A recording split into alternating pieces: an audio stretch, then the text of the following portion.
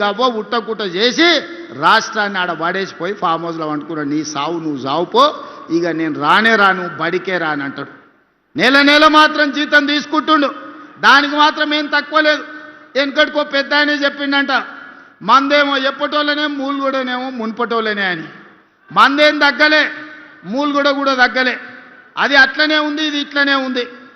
కానీ అధికారం ఉంటేనే నేను అసెంబ్లీకి వస్తా, లేకపోతే రానుపో అని అన్నాడు.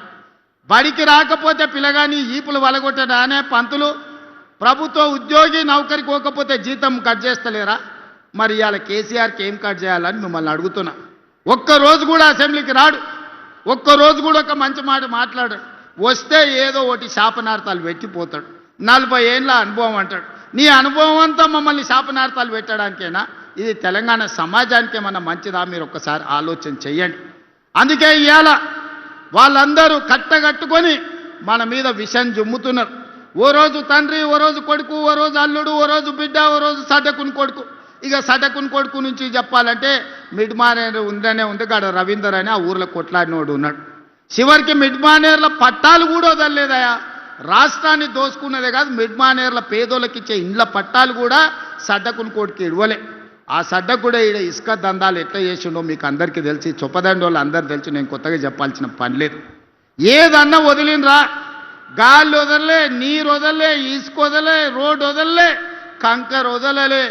రాష్ట్రాన్ని మొత్తం గుల్ల చేసి ఇవాళ దోపిడీకి పాల్పడి ఈ మున్సిపల్ ఎన్నికల్లో ఓట్లు అడుగుతామని వస్తున్నారు.